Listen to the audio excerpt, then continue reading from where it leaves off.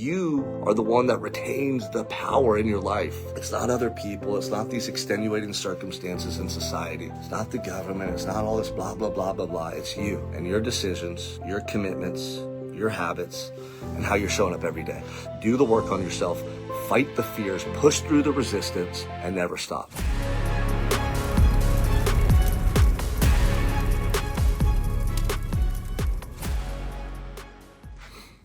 If you are somebody who drinks alcohol and you go out and socialize, you're going to bars or clubs, maybe you're just going out to dinner with a significant other, but you have a glass of wine, maybe two, maybe three. When you put yourself in that type of situation or environment, you are literally playing with fire.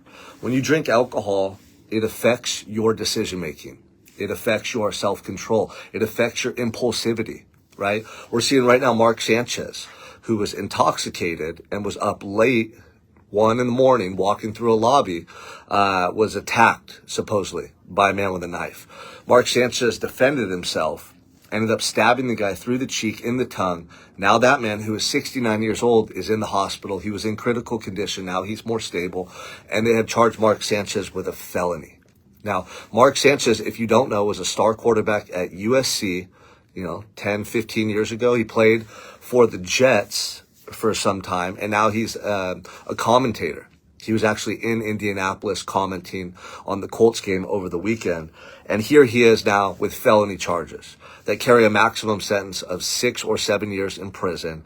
But just look at the situation that he found himself in because he was up late drinking. Now, if you're out at 1 a.m. or 12 at night, and you're altered and intoxicated, the likelihood of you finding trouble and finding yourself in a predicament that could cause harm to you or others, it goes up exponentially.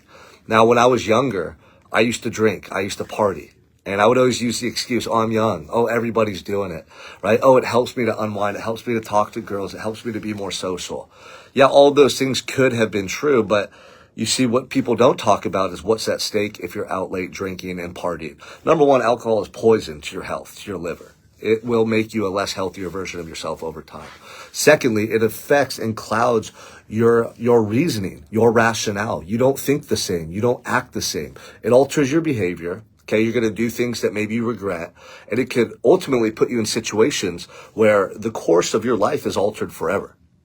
That's what happened to me. I went to a party at 23 years old, innocently enough, thinking I was going to go and meet up with some friends, get altered, talk to girls, and call it a night. That night, there ended up being a fight between two groups of guys that I was indirectly involved in.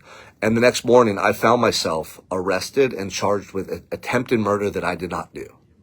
Do you think I ever expected that my life would go down that path and that chain of events would take place? Never in a million years did I fathom that I'd be sitting in jail at 23 years old, arrested for a crime that I didn't commit and facing life in prison.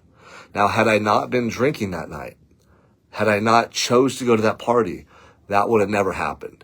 Now, since then, I truly have come to believe that God intervened in my life and saved my life because I was on such a self-destructive path.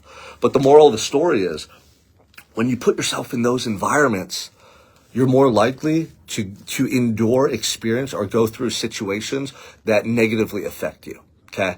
Now, the biggest issue when it comes to alcohol consumption for people is that they're naive and they don't think something like what just happened to Mark Sanchez could happen to them. Here you have this man who had everything in the world, star football player. He gets to literally travel every weekend and comment on games, the game he loves, right? He's probably making a lot of money, millions of dollars, but he's out drinking that night and he ends up getting in a fight with this guy. And the crazy thing is, allegedly, the guy attacked Mark Sanchez. And, in the reports, it said Mark Sanchez was drunk. He was altered. He didn't cooperate with police after. So maybe he had too much to drink. But anyway, it says the man attacked him. And evidently Mark Sanchez defended himself, ended up stabbing the guy through the cheek and in the tongue.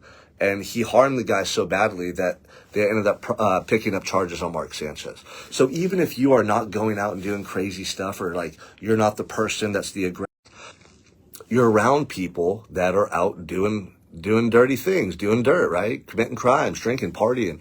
Maybe it's just people that don't have ill intentions as well, but maybe they've been altered to the extent that they act out of character or they're more aggressive. Like, dude, you go out and you think you're having an innocent dinner with your wife and you stay out late and you have drinks and maybe you're out dancing. Then you're walking to your cab or walking to your Uber and you're around individuals that might try to rob you, might try to jump you just because of the way you look, right? Or what neighborhood you're in, or who knows the reasons why. What I'm saying is, I want you to ask yourself, is my lifestyle conducive to who I want to be? Are my decisions or my actions or my behaviors, every one of them moving me towards a better version of myself? Like, what really changed my life is when I stopped living 1 foot in, 1 foot out. Like, part of me wanted to be great. Part of me wanted to be exceptional. But then the other part of me would make excuses. Oh, it's the weekend. Oh, everyone's doing it. Oh, it's Friday night. Oh, it's the Super Bowl, right? Oh, it's Christmas Eve. Like, let's have a drink. Let's do this stuff. And what you don't realize is you're never fully committed to the path that you're supposed to be on in this life.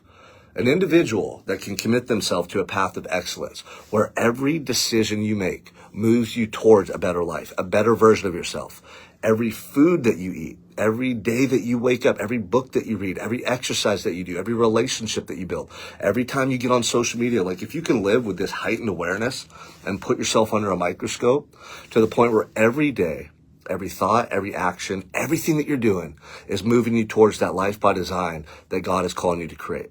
Because you all have that within you. I know you have that feeling of who you want to be. I know you have somewhat of a vision of what you want to create in the life that you want to live. But how many decisions are you making every day that are keeping you stuck or moving you backwards? A lot of people do. They take 1 step forward, 2 steps back, 2 steps forward, 3 steps back. They're never actually making progress because they're so non-committal. You're living 1 foot in, 1 foot out, and you're never going to get to where you want to go in life if you show up that way. The moment that you can commit and go all into that path of righteousness, whatever that looks like for you. For most of you, it's sobriety. For most of you, it's working on your mindset. For most of you, it's self-development. For most of you, it's getting healthier. For most of you, you're so plagued by the decisions you make every day that you're not actually seeing the progress. You're not making progress. Your self-development is not there. Your attention to detail is not there. Your focus is not there. And you never think that something like what happened to me or Mark Sanchez would happen to you, because it seems so surreal. But I've been there, and I'm telling you, in that moment where something so surreal and outlandish is your reality, everything starts to make sense. And then you look back on all that wasted time, all that time that you were non-committal, all those excuses, all the time that you're 1 foot in, 1 foot out, and you go, why did I live that way? Why didn't I do what I know I was supposed to do?